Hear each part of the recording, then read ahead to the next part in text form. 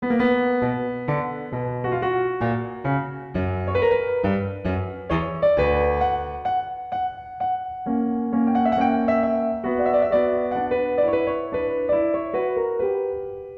if Plato ran Facebook or Socrates was in charge of Apple? Can you imagine Aristotle running Amazon or General Motors? Today's guest has thought of just that, and how these ancient thinkers can help with both the corporate and political world today. And maybe most importantly, how they can help us find shared values in our continuously divisive world. Hello, this is Anya Leonard, founder of Classical Wisdom, a site dedicated to bringing ancient wisdom to modern minds, and you're listening to Classical Wisdom Speaks. Today we're talking with Tom Morris, one of the world's top public philosophers and pioneering business thinkers. He's a legendary speaker whose electrifying talks re-engage people around their deepest values and reignite their passion for work and life. He's also the author of over 30 books, including If Aristotle Ran General Motors, and most recently, The Everyday Patriot, How to Be a Great American. Quick note before we begin, if you're new to Classical Wisdom, please check out classicalwisdom.substack.com to enjoy our free newsletter and articles. You can also subscribe and help support our mission to promote and preserve the ancient world by showing its continued relevance in the here and now. Now, on to ancient philosophers running modern companies with Tom Morris. So I wanted to start off with your background because you have a lot of philosophical street cred, so to speak. And you've got your PhD from Yale, you taught at University of Notre Dame. And then you kind of had this big shift from going from this world of academia to the corporate world. And you kind of brought the classics to big businesses like AT&T and Merrill Lynch. What was that shift like? Was there a huge difference in how people saw and appreciated or understood philosophy between those two very different worlds? Yeah, it was a giant shift, as you can imagine. I mean, I was not trained in the history of philosophy myself. I was trained in the analytic tradition, the 20th century analytic tradition. I was kind of a conceptual thinker. I was really good with analysis and argument, getting really crisp and clear on sometimes fuzzy concepts. But then in graduate school, so I started at UNC Chapel Hill, University of North Carolina, and then went on to Yale for master's and PhDs. And, in the academic world, it was all about either history or it was about theory. And I learned really quickly that in the corporate world, it was all about practice. Now they weren't uninterested in history or theory, but there had to be a payoff. It had to be something that would be helpful in their work, in their aspirations, in their lives. And fortunately for me, I was always kind of a practically minded person anyway. And secondly, given my training in conceptual clarity, well, look at how many concepts there are in the world of organizational and personal success that need clarifying, like, for example, the concept of success itself, right? What is success? What is happiness? What is partnership? What is it to have a purpose? There are all these questions that arise in the business world, and there are no sort of experts in that world who've been trained in those things. So my first talk I was ever asked to give outside a university classroom, it was a group of business people doing a year-long project for young potential leaders in the community's businesses. And they asked me to come and give a talk on ethics, the ethics of decision-making. And I could have said, well, I'm not the ethics guy at Notre Dame. My specialty was philosophy of religion at the time. You're calling the wrong guy. Here's the person you should talk to. But I just said, oh, okay, that sounds interesting. Sure, I'll do it. And then a guy called me a car dealer. He called me and he said, look, all the dealers in the Midwest get together once a year for a big convention, and we have these speakers to talk to us about motivation. And they all say the same thing, set goals, aim high, believe in yourself, you can do it. He said, is there anything deeper than that about human success that the philosophers have addressed over the centuries? And I said, I don't know, not the kind of stuff I studied at Yale. Let me look into it. And so I was launched into this world that I had no intention of being a part of. I was trained to university life. I thought I'd spend my whole career in a classroom with people, doing philosophy majors and graduate study and that sort of thing. But then all of a sudden I was thrown into this world where people were asking, not only very practical questions, but they were asking those questions in a deeper conceptual way than I had suspected I would discover. So there was more of an ease of transition for me as a philosopher than you might think, going from the theoretical and the historical to the practical. No, it wasn't practical in any superficial sense. It was like they've heard all the superficial stuff. Is there anything deeper? Well, what an invitation for a philosopher, right? Yeah, here, I got a lot of deep stuff. Let me bring it to you. So I would just speak on whatever people ask me about. Do you want to hear about success? Okay, let me look into that. Do you want to hear? And so I would dig into Cicero or Seneca or Epictetus or Marcus Aurelius, or I would go to Aristotle, or I would look at Xenophon, and I would sort of isolate some principles that might be of use in the current time, and I would give a talk, and people would give a standing ovation to the great philosophers. I mean, people were yelling and stomping their feet and clapping and hooting and hollering like they were at a rock concert. I mean, and I'm talking about groups of up to 5,000 or 10,000 people.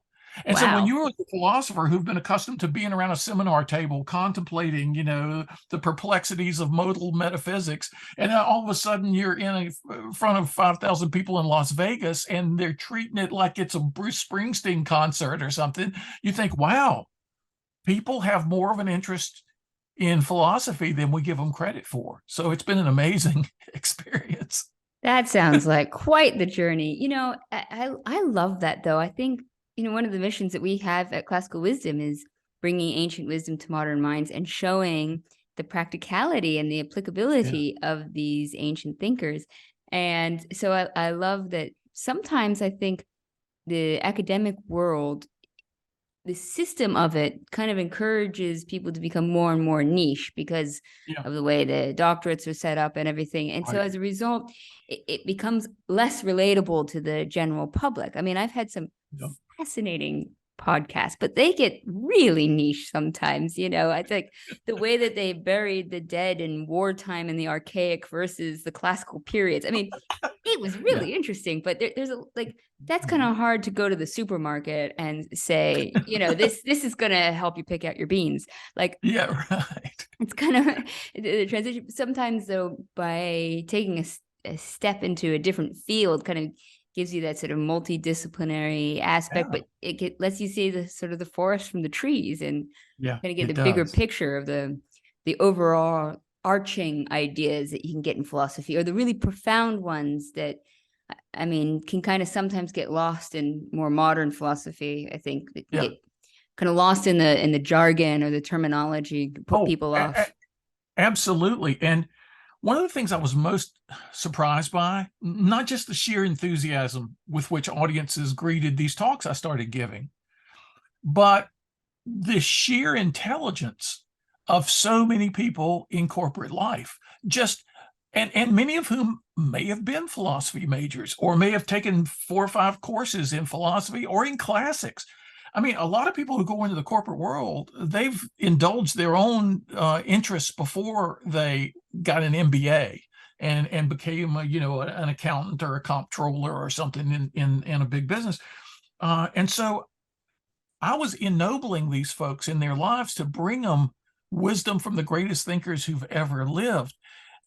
It's almost like I was respecting them at a level they weren't accustomed to being addressed at.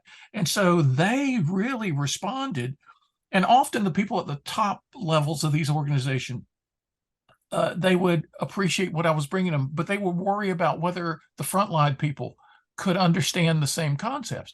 And one time I went to, well, 2 things about that. I was given a talk for a company in America that rents trucks. And I was in front of their 2,500 dealers. I was backstage right before my talk. And the president of the company came up to me and he said, I got to warn you, these aren't people who know who Plato and Aristotle are. They own a mom and pop grocery store or convenience store. They rent a couple of trucks out back every now and then. They're here for an annual convention. So you may have to tone down some of the philosophy. And, they're a sea of 2,500 people, and there I am standing backstage, and this guy's telling me they're not going to understand the people you're going to talk about today. And I'm thinking, well, why did you hire me then? But I said, don't worry, what I talk about is universal.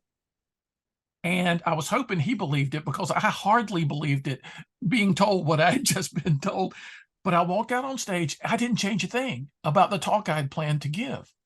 And he told me later, he said, that's the first standing ovation any speaker has ever gotten from this audience. And I said, that's the universality of ancient wisdom.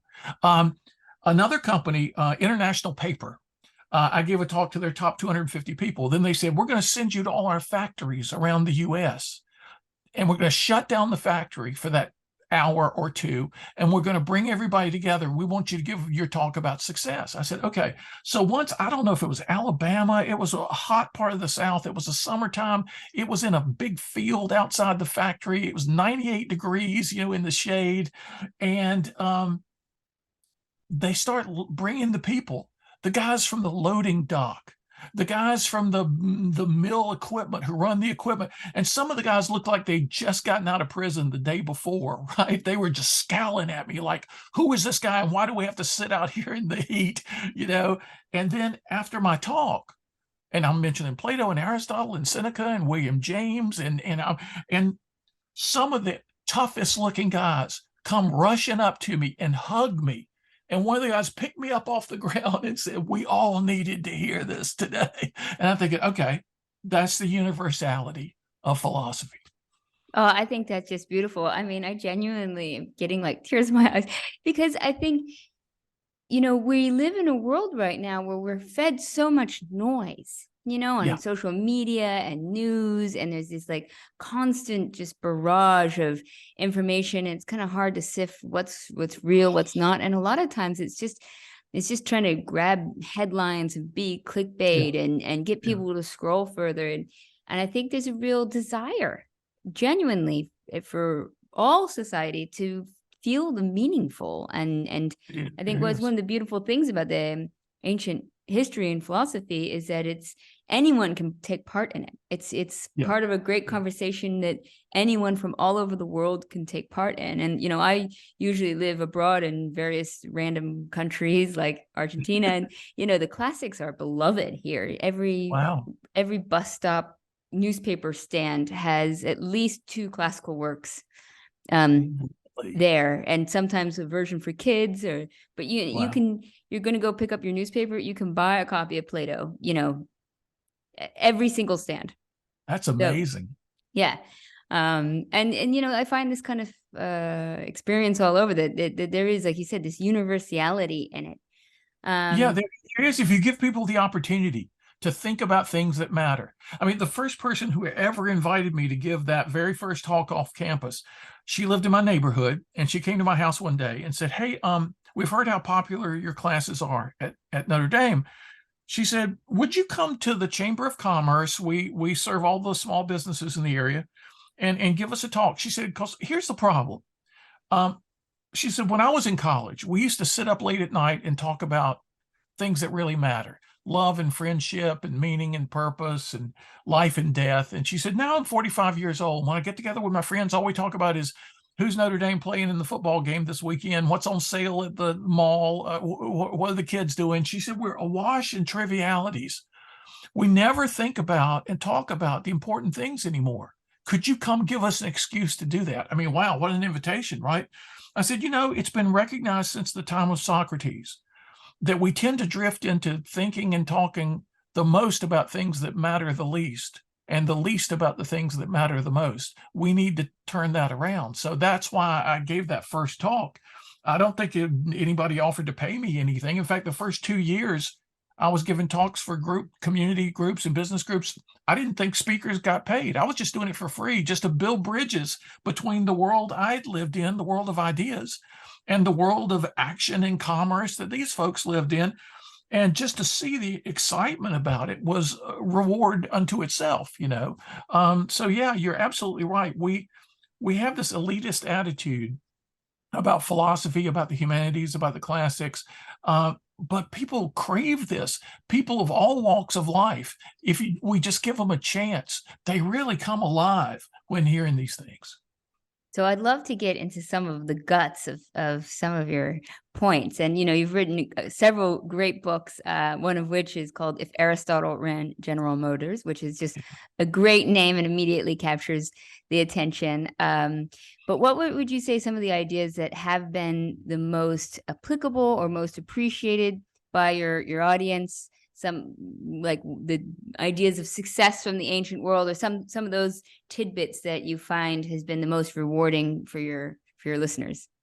Absolutely. Of all the talks I give, all the topics I speak on, the topic of true success, now called subtitled "The Art of Achievement in Times of Change," that's been the number one talk I've been asked to give over the years. I've lost track, lost count. I've given over 1,200 talks, and maybe up to 1,400 at this point.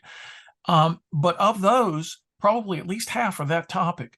And when I went back to look at success in the ancient world, first of all, I try to give people a greater understanding of the concept of success. It's not intrinsically about money or power or fame or status.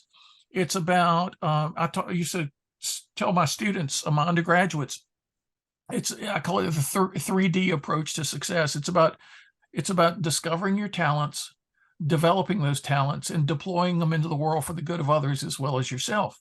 It's about becoming your best and doing your best for other people and making your positive impact on the world.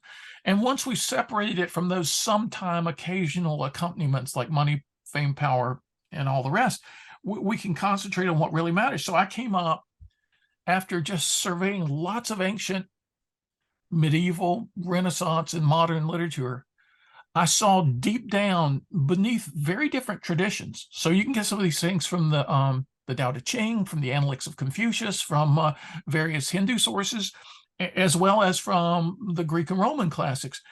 I came up with a framework of 7 things, 7 tools for success. I call them the 7 C's of success in English. We need a clear conception of what we want to see happen as a result of our efforts in any opportunity, any challenge. We need to have our own clear conception of what it is we want to attain. Number 2, we need a strong confidence that we can attain the goal. And number 3, we need to focus concentration on what it's going to take. It's not enough to have a clear goal and dream big and be confident. You got to break it down, okay? Divide and conquer. What if I want to be a certain place 6 months from now? Where do I need to be 3 months from now, a month from now, a week from now? What can I do today? We need a stubborn consistency in pursuing the vision. So I can't act one way today and another way tomorrow and act contrary to my own intentions and expect it to go well. Consistency understood properly, not as a blind repetitive behavior, but as harmony with our highest goals and deepest values, whatever the circumstances might be, is a real force multiplier. An emotional commitment to the importance of what we're doing, the passions, the heart, a good character to guide us and keep us on a proper course. A lot of Aristotle packed into that. A capacity to enjoy the process along the way. Too many people gut it out. They just feel like they've just got to be miserable to attain the success they want in life. They're never the people who get it. It's the people who love what they're doing. And we all have hard days. But if I can help people to cultivate a capacity to enjoy whatever can be enjoyed, or else do something else where you can find enjoyment, then you flourish, then you blossom. And the whole idea of eudaimonia, or of well-being, or of human flourishing, of happiness defined not as giddiness or just a pleasant feeling, but as a kind of being and doing in the world. If people get this deeper sense, then it just sort of, it unleashes them, it liberates them, almost like Epictetus, who said, I was a slave, but so are you. We're all enslaved to something. There are too many people enslaved to false conceptions of success. If I can liberate them from those chains and then give them practical guidance from the great philosophers, look, this is not me making it up. This is just me bringing you what great people have said before me. Then that's what people get so excited about. So that became a book called True Success, my first non-academic book after 10 or 11 university press books, Oxford and Cornell and Notre Dame Press. True Success became a really best-selling book, launched a lot of talks, and then I realized there's something more to success than just goal setting and goal attainment. That's all we talk about in our culture right now, but there's a relationship side of success that nobody's talking about. That research became the book If Aristotle Ran General Motors. The goal-setting side, the teleology, the relationship building side, the sociology, you might call it. Let's put these things together. And so that became my first legitimate big national bestseller. And CEOs would tell me they have it on in their office on the shelf. They've had it for 20 years, for 30 years. When they saw it in a bookstore, if Aristotle Ran General Motors, they said, okay, I got to get this book. And it wasn't even my title. I had a boring title, Reinventing Corporate Spirit. But I gave a draft of the book to a friend who was a hospital president. And he said, I love this book. I love everything about this book, except the title is really boring. And I said, well, reinventing was a thing in the 90s. Everybody wanted to reinvent their organization. So I said, well, why don't we reinvent the corporate spirit, and he said, yeah, I get it, but it's a bad title. Maybe something like If Aristotle Ran General Motors. I mean, yeah, I said maybe something exactly like that. So I can't even take credit for probably my most famous title. Well, it's good that you're honest about it and open-minded to take suggestions wherever they may be. It's funny that you're saying, not funny, but it's interesting that you're saying about these different elements, and there's a bit of Aristotle here, and obviously a bit of Stoicism, and Yep. I noticed that when you talk about finding the joy sometimes in it, like that's a bit Epicurus to me. Oh yeah. The idea like of appreciating the moment and present, and it's interesting because I've been working a bit on a theory for a while, a concept of my own about the art of cherry picking, because we want to find these gems and these points of universality within these ancient philosophers and take the points of it that are applicable in our modern lives. So do you have a process in which you find something that is universal or useful to people now versus, like I always say, like there's so much greatness in Stoicism that if you get caught up on the cold showers, you might miss out on the rest of it, The cold showers and the sleeping on the floor and the eating bread maybe every other day if you eat anything at all. And what about all this metaphysics about strict determinism, and what about Jupiter, and what about but it's funny, it's good for you with the project and the title, because there is this crazy prejudice in the academic world against the thing we all naturally do, the cherry picking, right? Why not? Here's my image for myself as a philosopher. Now, I live at the beach, so it's a strange image to have, but I imagine myself in the mountains of North Carolina, one of the oldest mountain ranges in the world, where people often go to pan for gold. And they stand all day in a cold mountain stream with a pan, and their pan most of the day is filled with mud. Every now and then they see a gold sparkle and they pluck it out. That's their gold nugget they found that day. As a philosopher, I may read a 700-page book and pluck out one gold nugget from that book. I stand in the cold stream all day long. My pan is full of mud much of the day. Other people don't have the time to do that. I do. I enjoy doing it, and I enjoy finding those nuggets, which I pluck out, polish up, and give to people in my talks and books. It's cherry picking, same metaphor, right? It's what we have to do in a different place and time with different challenges. Yes, human nature has always been the same, but our environment is always changing, as Heraclitus saw, right? So what we have to do is we have to find what in Plato, what in Aristotle, what in these various thinkers comes alive for us now. So I read it as a person who's living when I'm living at the point of history, and I see what jumps out at me. And so I pull these over to one side, and then I put them to the test in my own life. I will never speak or write about something I haven't tried out myself, because I want to, even though it sounds great, oh, this is surely going to help me. Well, will it or not? And so I'll try it in my own life. If it works, I'll tell some friends. They can try it in their lives, or I'll give some small talks to small groups of people. And if that still seems to work, if they resonate, we just take it more broadly. I may give a talk 100 times before I think, this should be a book. It should be put in a permanent form. So I'm always trying out. It's like the laboratory of life. I'm always, so that the cherry picking, we actually get the best cherries for people, and we give them to these things in a form they can use right now. That's just a wonderful feeling. Yes, I think it's It's also a reaction in a way to sort of, I think, a tendency that's happening now to say that if the historical person didn't live to our modern standards, then we should just discard them completely. And I think, one, you're not going to find any human being that is perfect in history or alive today. Two, the standards which we think are so great now, probably in 100, 1,000 years from now, we're going to look back and think we didn't even have great standards. It's almost a hubris to think that we are at the peak of what we can hold ancient people to. But three, it's just throwing the baby out with the bathwater, Absolutely right. Just because Newton, I was just gonna say, just because Newton, believed in alchemy doesn't mean his discoveries in gravity aren't worthwhile. Right. And we have so much prejudice nowadays against anybody who got anything wrong. And I've never come across a philosopher, who got everything right.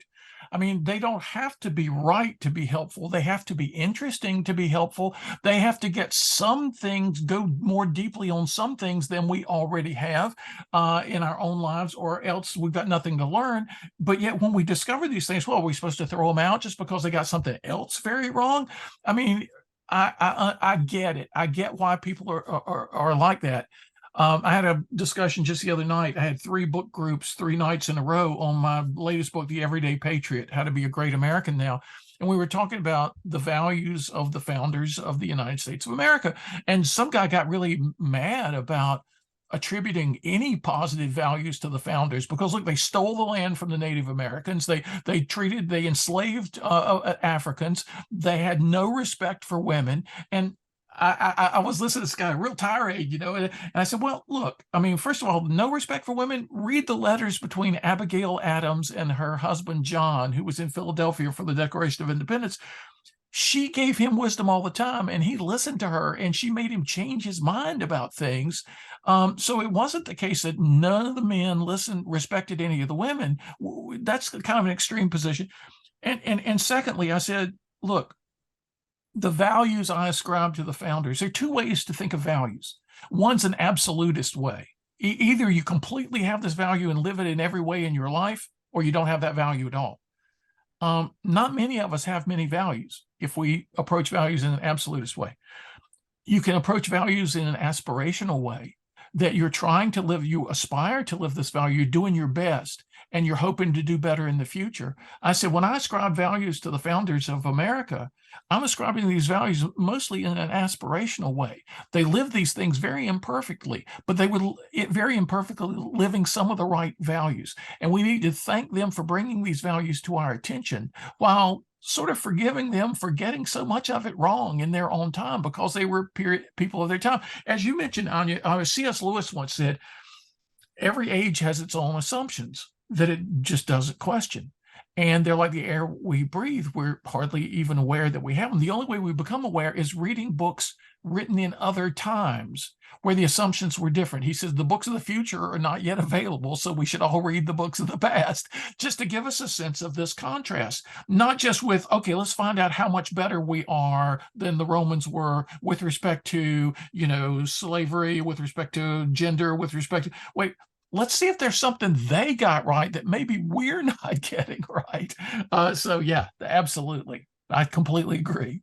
Yeah, and it's amazing how, as a society, we're willing to separate the art from the artist, or the music from the musician, but not the thinker from the thoughts. It's kind of a lack of consistency in that regard. But that's a very good point. I want to you mentioned your book, and that was, I really want to get into that as well, because you've had another huge shift, I feel like. Maybe, correct me if I'm wrong, but you've moved now from the corporate to the political. And this idea of discussing what makes a good patriot, and returning to values. Completely unexpected, just like the transition in the corporate world was completely unexpected. And here's the book. It's sitting right beside me, The Everyday Patriot. It's a little book, but it's having this big impact with people. And a friend of mine, a guy I've known for 31 years now, he called me years ago and said, hey, I just bought a copy of the Declaration of Independence for $8 million. He actually spent 8.2, I think it was. I said, Wow. Really? You overpaid? I got a copy at the local bookstore for $4.95. He said, well, a guy bought a painting at a yard sale in Philadelphia just to get the frame to use for something he had at home and had a bad frame. He needed a better frame. So he wanted to take out the picture, didn't like the picture. He got home, he started taking it apart. Something was folded up behind this bad picture. It was an original printing of the Declaration of Independence on July 4th, 1776. 200 Whoa. copies were printed that night in secret to be distributed to the colonies and read aloud in public places so people would know what was going on.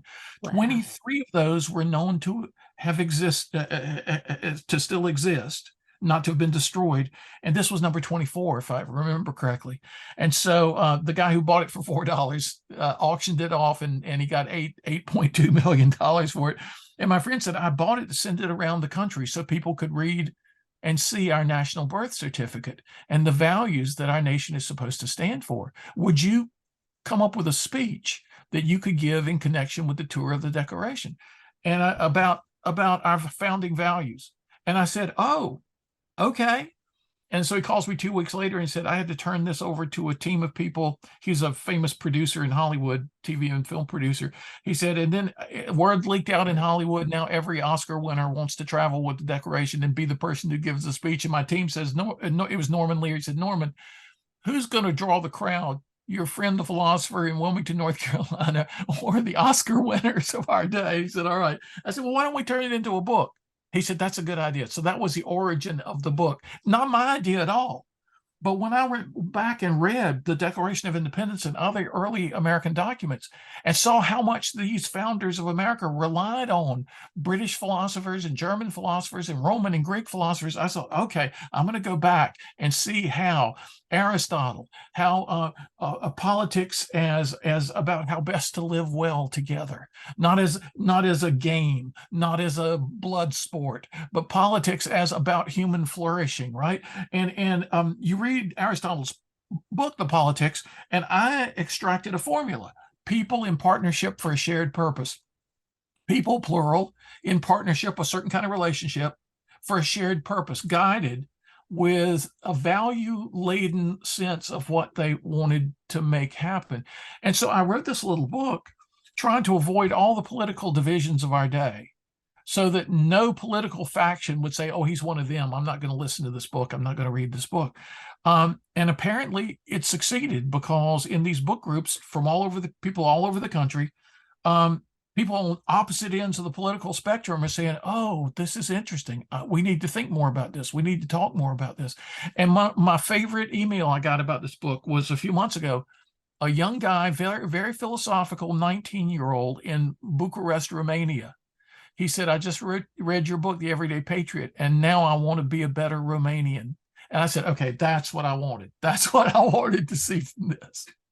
Well, you've preempted one of my later questions, but before we get to that, I would like to kind of get into some of these. What are some of these shared values and concepts that you say, makes America or maybe any nation a great nation? And I do, but just to say quickly, I love that you've taken a nonpartisan approach at it. And I think that's so important, because I see the sort of divisiveness that's happening, the polarization, especially when you're like on the outside looking in, and it's it's terrifying, and it leads to disaster, as history will attest to. So I think I think the goal of pointing out and demonstrating shared values Right. is not only like a noble mission, but probably one of the few things we can do to bring back a nation that's sort of divided. That's right, because even people who are on opposite ends of the political spectrum, if they meet each other because they're both volunteering at a homeless shelter, a food pantry, a soup kitchen, and get to know each other as people before issues of politics ever come up, then they've established a relationship. I mean, I love this passage in the Iliad. And I wish I could quote, book and verse, but where these two guys are getting ready to fight. And one of them says, wait a minute, I've watched you today. You're amazing. I got to know who you are. And the guy says, what do you mean who I am? I'm the guy who's getting ready to kill you or something like that. And he said, well, yeah, probably, but you got to tell me who you are. And after a little give and take of this guy being puzzled by why he's being, look, we're in the middle of a battle, and he said, no, please. And the guy says, all right, my father was so-and-so from such and such, and my grandfather was so-and-so from, wait, whoa, your grandfather was who? Wait, my grandfather and your grandfather were friends. What? Yeah, your grandfather provided amazing hospitality for my grandfather, and they got to be really close. We can't fight each other. And the guy says, I guess you're right. We can't fight each other. And so they trade armor so their friends will know that there's a special pact, And it's like in the bloodiest, one of the bloodiest stories ever written, the Iliad, here's this little bit of peace where two guys don't label each other the enemy to be killed, but find that they have something in common that means more than any of that. And they become close. And I tell people that all the time. I say, look, if you can find things you agree on, forget the things you disagree on. Maybe 80% of the things you disagree on, find that 20% that you hold in common. You love your family. You wish your neighborhood was safer. You wish that the poor in your town have more resources.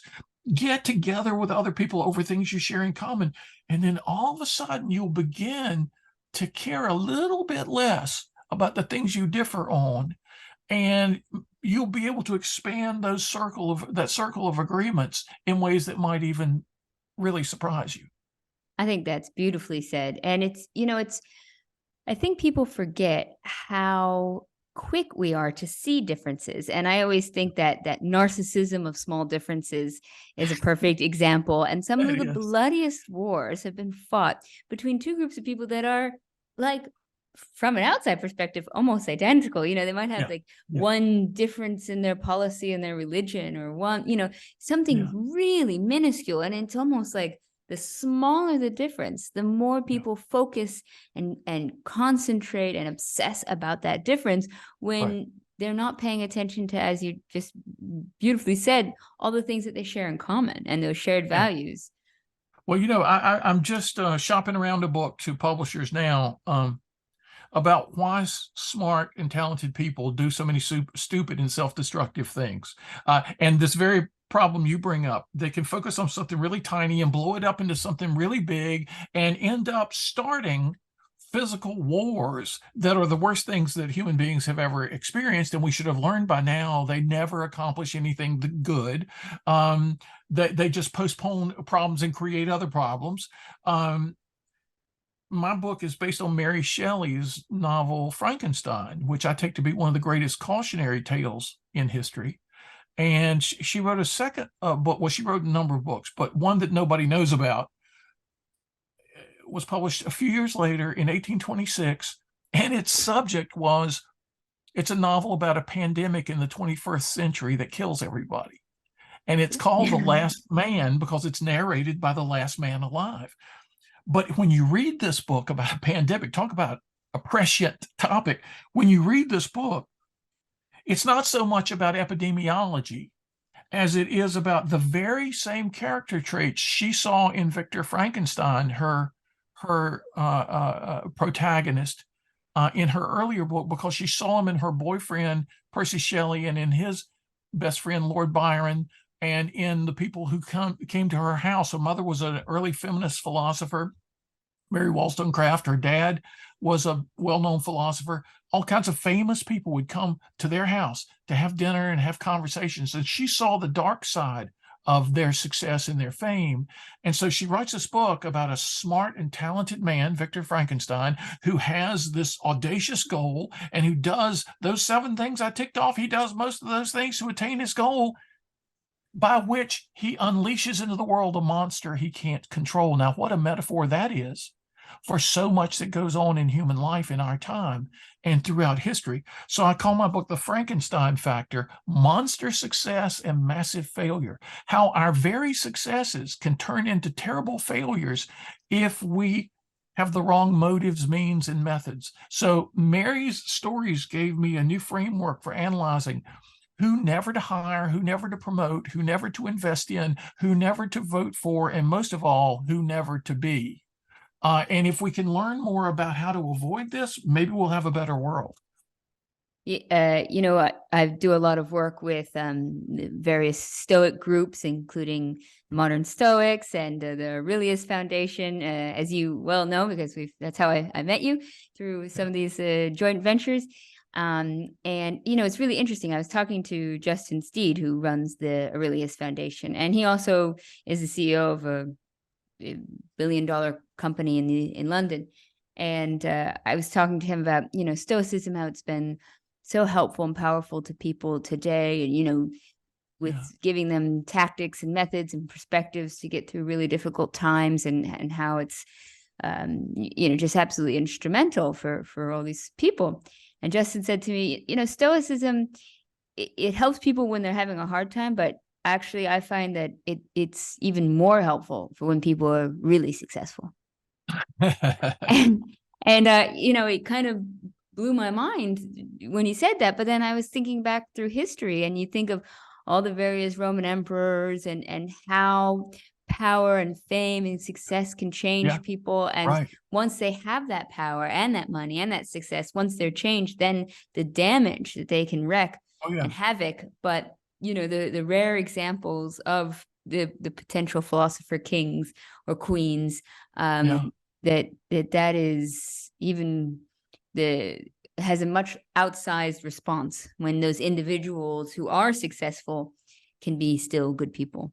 Right. If we could help them handle their success better, if we could help them handle their power better, because there's actually a lot of neurobiological research that having power, or more accurately, believing that you have power, because a person doesn't actually have to have it, but if they think they have power, it actually degrades various brain function, almost to be the equivalent of temporary brain damage, where people are not as empathetic, they're not as good at risk management, they're not as good at projecting the consequences of their behavior long term.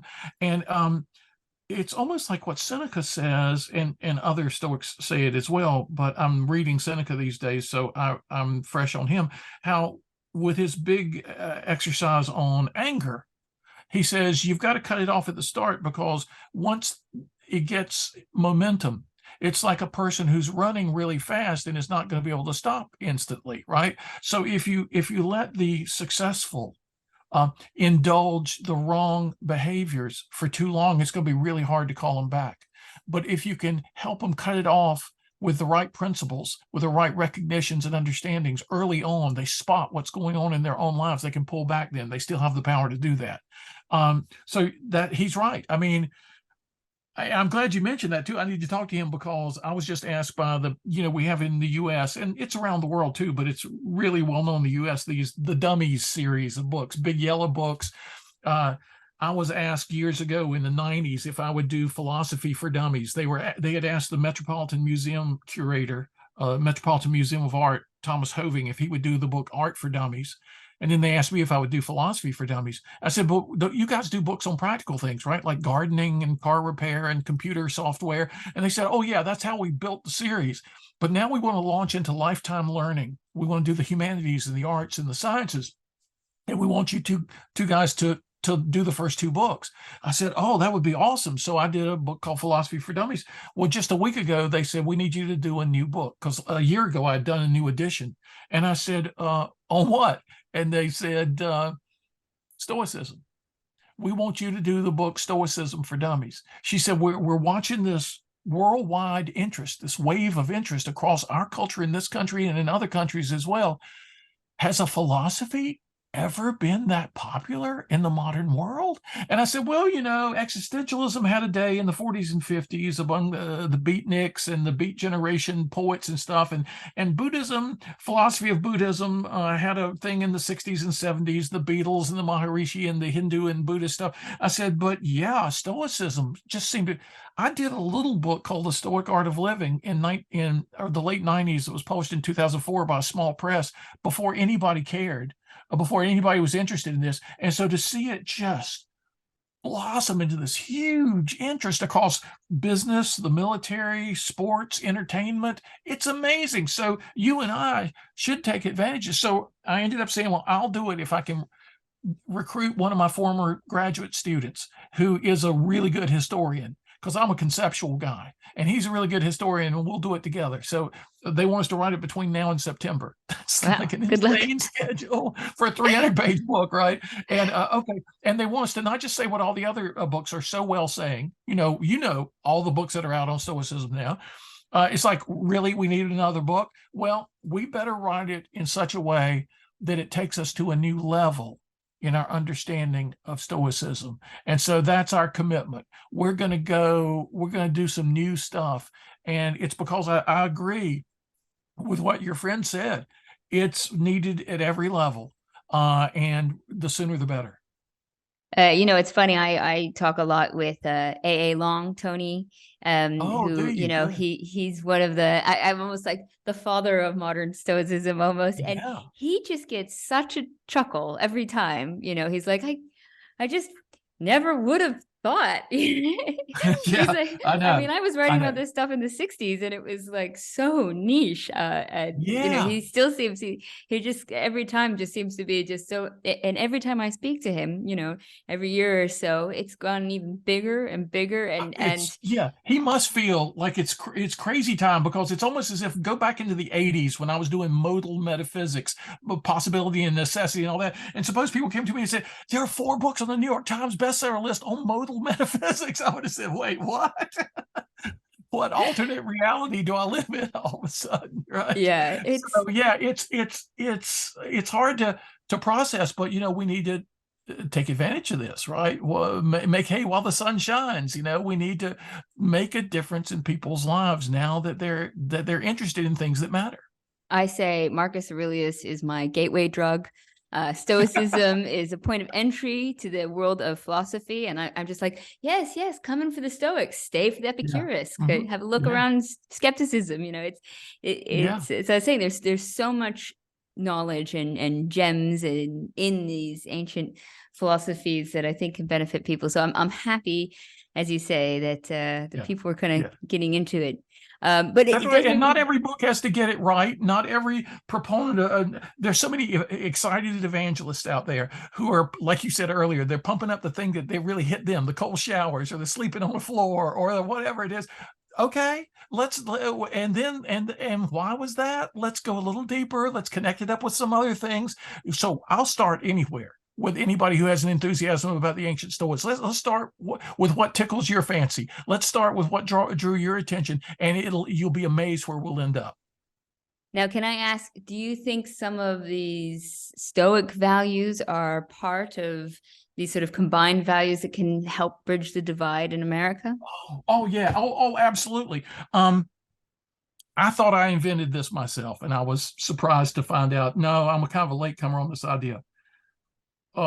This was years ago when nobody knew who the Stoics were, and especially nobody knew who Heracles was. Okay, Marcus Aurelius, some people knew about Marcus Aurelius. But so I write the Everyday Patriot, and I have a few images in there, like the image that patriotism is not adversarial. It's not xenophobic. It's not militaristic. It's not us against somebody else. Patriotism at its best is about growing your garden, cultivating your garden to be the best it can possibly be for the good of others as well as yourself, and offering the bounty to other people. And I developed this principle of what I call concentric circles. Imagine, I was thinking about Aristotle and teleology. I was thinking about the archery, the target, the archery target, bands, the concentric circles of bands from the bullseye out. And I thought, well, imagine the inner circle as your own heart and mind. You got to get your own heart and mind in good shape if you want to get your next circle out in good shape, which is your household, right? Your family. If you have a healthy heart and mind, maybe you can build a healthy family. And then the next circle out, your neighborhood. If you bring to your neighborhood a healthy person, a healthy family, then you can help cultivate a better, healthier neighborhood. And likewise with your town, your state, your nation, your world. So come to find out that Heracles had used this same imagery And he and I develop it in a little bit different way. But here's this ancient Stoic that nobody knew about. And he's talking about concentric circles.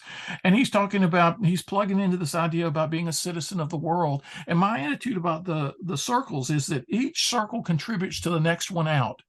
And each outward circle needs to support those inner circles that contribute to it. So there's a mutual care and contribution going on, so that you see that politics in the end is not about ideology so much as it is about health, personal health, community health, national health, global health.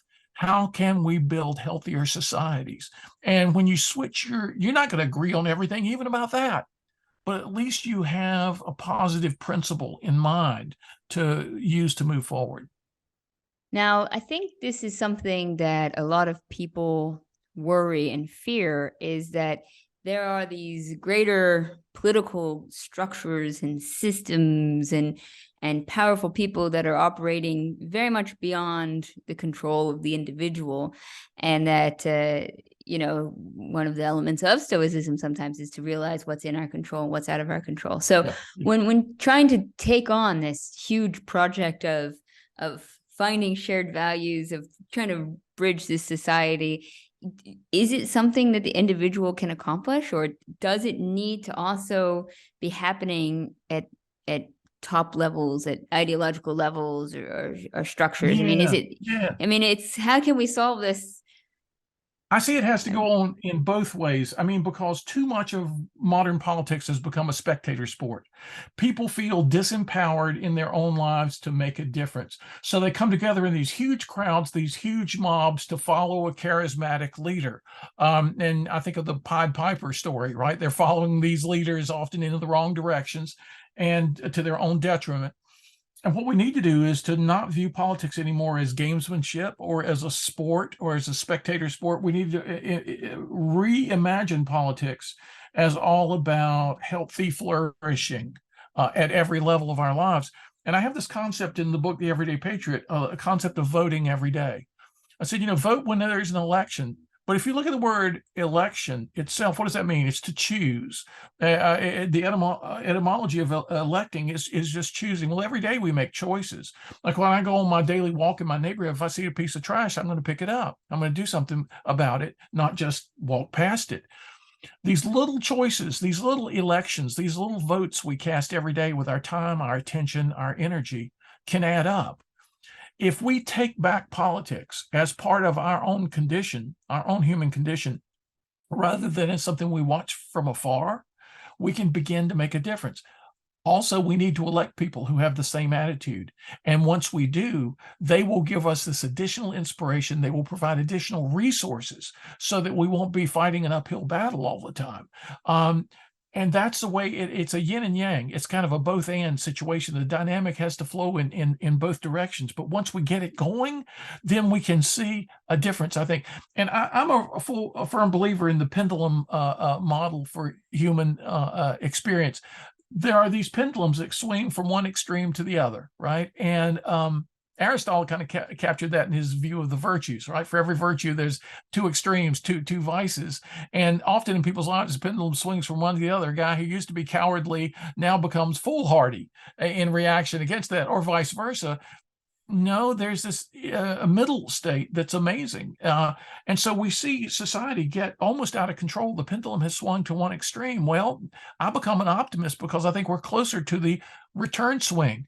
And let's try to capture people as that happens and give them that healthy sense of the middle ground as the ground to occupy and grow their garden in. That can make all the difference in the world. Yeah, I've been talking a lot about this topic with Massimo Pigliucci, and he wrote a book called The Quest for Character. And, he was saying something very similar, that we're in a very negative cycle right now where we've become cynical. And so we aren't participating. And I think your point is perfectly said, that we need to be active and thoughtful about it again if we want to be the change that we need. And I think your secondary point is absolutely essential, that if we, as the pendulum swings, if we can just stop for a moment, have a look around, just get in the middle space.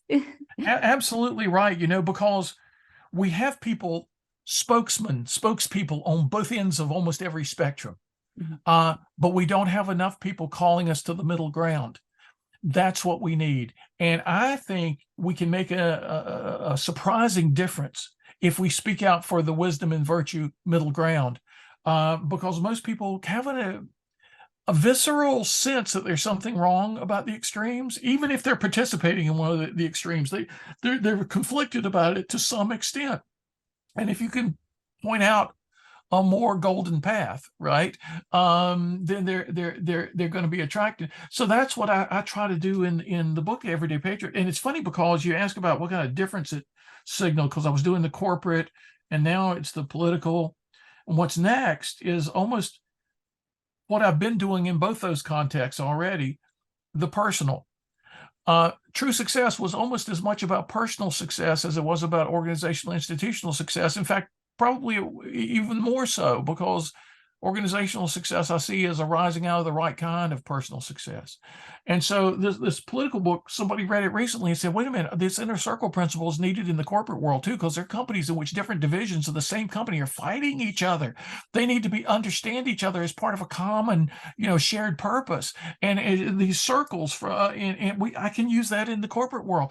So it's all connected.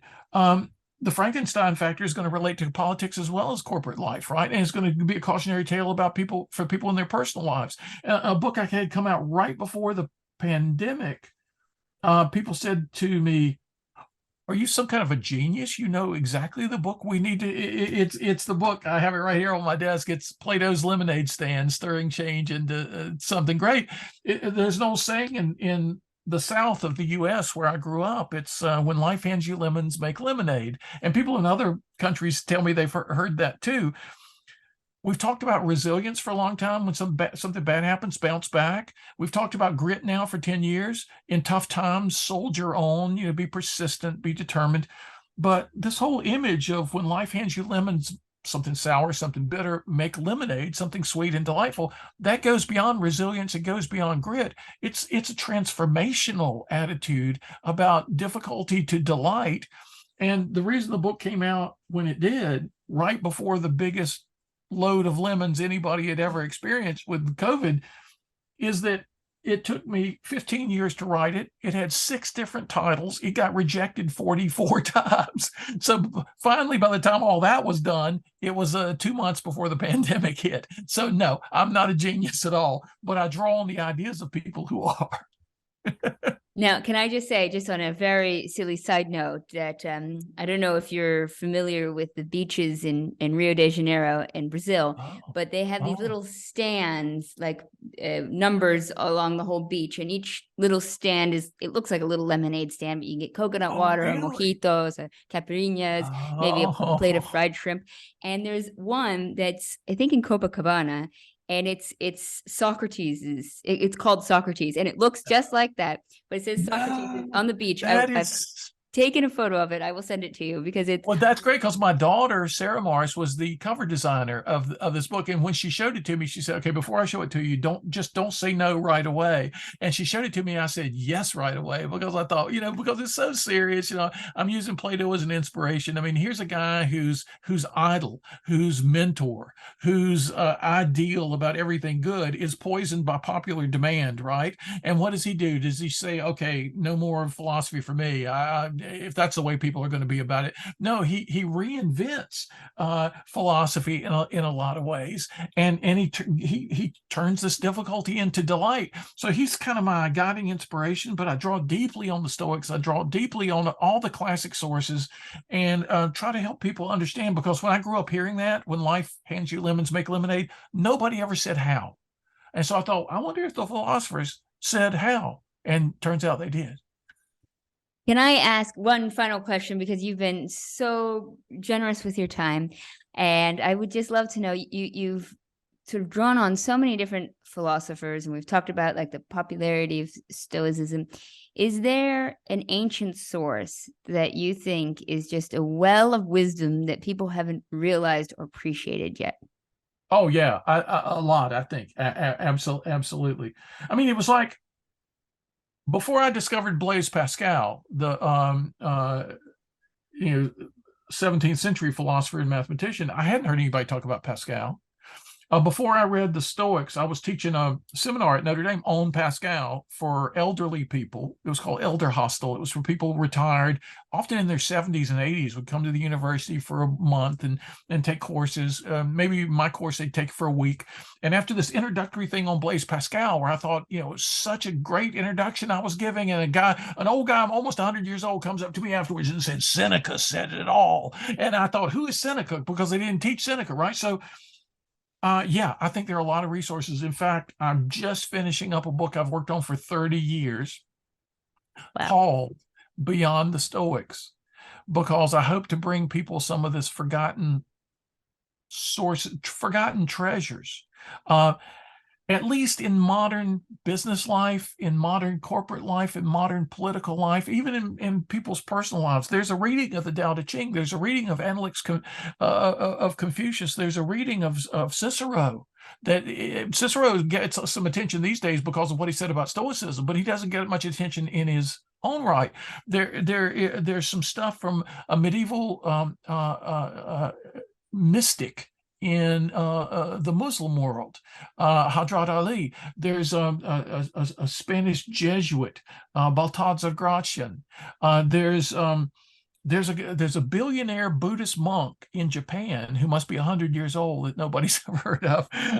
And I'm digging into all these treasures of the past and present that I think are neglected, because we need their ideas now. So thanks for asking that. Just like the Stoics were neglected a few years ago, there are a lot of other neglected treasure troves out there. And if I can help people to discover some of them, I'll be feeling like I'm doing something useful.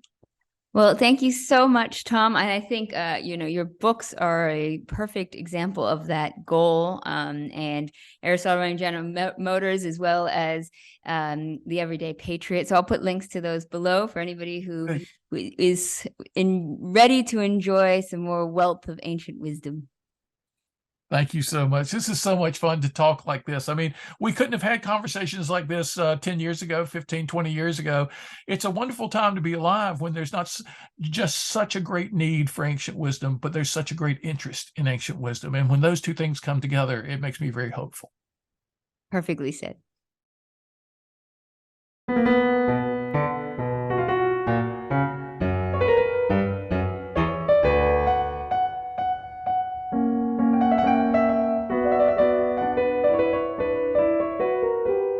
Thank you for listening to Classical Wisdom Speaks, a podcast dedicated to bringing ancient wisdom to modern minds.